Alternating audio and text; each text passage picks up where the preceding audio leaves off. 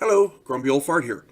I'm doing another family game night video because I believe families need to spend more time together. And with this forced coronavirus quarantine that they've got going on, where everybody's got to stay home, uh, you know, families need to communicate. They need to talk more, and this is the perfect opportunity to get started in doing this stuff. What I'm talking about here is not video games or any of that stuff. It's tabletop role playing. And your whole family can sit around and do this, and it's brilliant. It's brilliant because you have to communicate in these games. You can't sit there and veg out in front of a video game or just stare at the TV blankly. And I'm guilty of that too. I'm not saying I'm not. However, years ago, before we had video games, you had to sit around a table with friends and family and roll dice and actually communicate what you're doing. And you had one person who was the game master, called different things in various games. But this is the perfect opportunity for that. And I do a variety of different games on my channel as far as family game night goes. Go check those out. This particular one I'm doing is the old FASA version of Star Trek, the role-playing game. If you're any kind of a Star Trek fan, you're going to love this. This game is affordable. It's actually very cheap. Once you get the books, you can play literally forever. All it takes is a little bit of imagination. And this is one of my all-time favorites. I played, when we were younger, we played this game so much, almost as much as we played Advanced Dungeons and Dragons. We played this game so much with so many different people running it. The books got destroyed. I still have the books there, but I've got them. The pages are all torn out and everything. The books got destroyed. So I put them together in page protectors, and they're in a big binder. Okay. This game came out in 1982, and there are other versions of this, but in my opinion, it is the best. It keeps to Gene Roddenberry's vision of what Star Trek was supposed to be. Humanity being humans in stars and doing their best to spread out in a peaceful manner. Sorry, dog. But this, in my opinion, this is the best version of the game. Like I said, they have newer versions and more complex versions. This one is very simple. It's very easy to play. It's very easy to run. A first-time game master can sit down with very minimal reading, create characters, and run a game. It's very easy to run. The characters are generated Starfleet Academy through attaining whatever desired position they want. And the idea is you're running a character on a starship, usually an officer, but you can run any position you want. And you're taking the place of a bridge staff member on a starship. When Kirk and Spock and them were on the Enterprise, they had the old Star Trek from back in the 60s. They had the captain, they had the first officer, they had the science officer. Now Spock doubled as both of those, so that's a rarity, and you can have two different people playing those, which is cool. They had the chief engineer, Mr. Scott. They had the chief medical officer, Dr. McCoy. I mean, all of them. Every person in there, you can play a character, an original character, in that position on another starship. We famously played on the Lexington for years.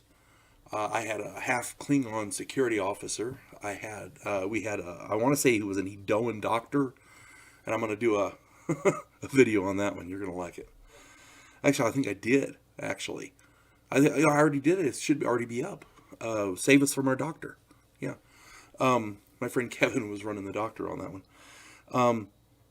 The character creation is very thorough. You can literally make any kind of character you want with whatever skills you want. the training is very thorough. You will get tired of advanced training. Roll so many dice and add points, that kind of thing. They're very well rounded. They're fleshed out. The characters know a broad range of skills. So, and they do that on purpose, because on a starship you only have so many people, and you only have so many specialists. So everybody has to know certain skills. The doctor may have to fill in as an engineer. The security chief may have to fill in as a helmsman in an emergency situation. You see what I'm saying? And plus, they have to have a variety of other skills too, because if you go to, excuse me, if you go down to a planet, you have to maybe know meteorology or geology or some other science. So you get a variety of different skill sets for each character, and no two characters are the same. You can have a science officer on the Lexington and a science officer on the Hood, and they're completely different. They have different specialties. They have different. They're all going to know the basic stuff, but they're different characters, and it's brilliant. The variety of characters here is awesome. Again, this is designed as a role-playing game.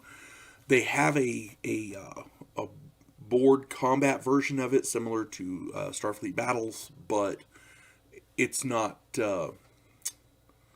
it's not designed for that.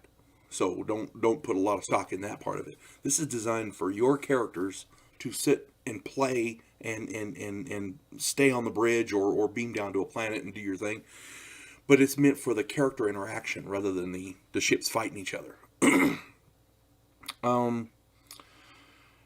And one thing you do have to watch out for in this is role playing versus power playing. And by that I mean you get characters.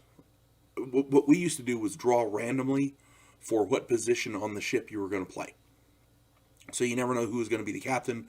You never know who's going to be the science officer. You never know who's going to be the doctor. You never know who's going to be the security chief. That kind of thing. Excuse me. So, but we had players that were bound and determined to be good at combat.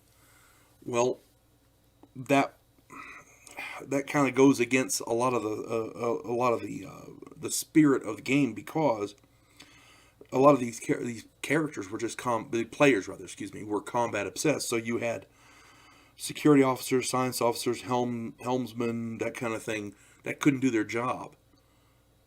But they were great at shooting a phaser and beating people up. You see what I'm saying? So make sure your character can do his job first. And if he can be good with a phaser and like that afterwards, that's fine. But make sure he can do his job first. That's the main thing. It's crappy when the captain says, science officer, can you tell me what that is? And the guy says, I have no freaking clue, Captain. Because he doesn't know how to work the sensors, that kind of thing. Or, I'm injured, I need to go see the doctor. And the doctor says, well, I can't help you, I don't know what the hell I'm doing. That gets kind of old pretty quick. So keep that in mind. But again, these old games are brilliant as far as being able to interact with people. Video games are fun, but in my opinion, they lack that human interaction that tabletop role-playing enjoys. And we're all stuck at home with this crap, okay? Well, I'm going to go a little political on here. Those Democrats are going to use this as much as they can. God knows how long we're going to be stuck at home. You can order this shit on Amazon and it'll arrive at your door.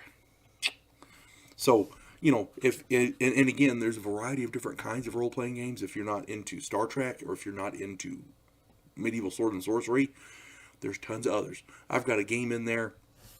If you were a fan of The Sopranos, I've got a game in there called Made Men.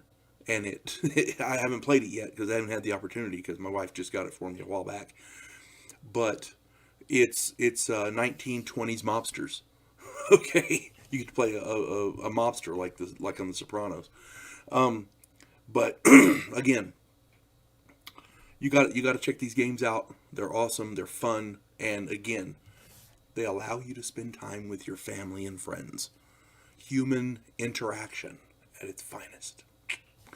You folks have a good day. God bless one and all.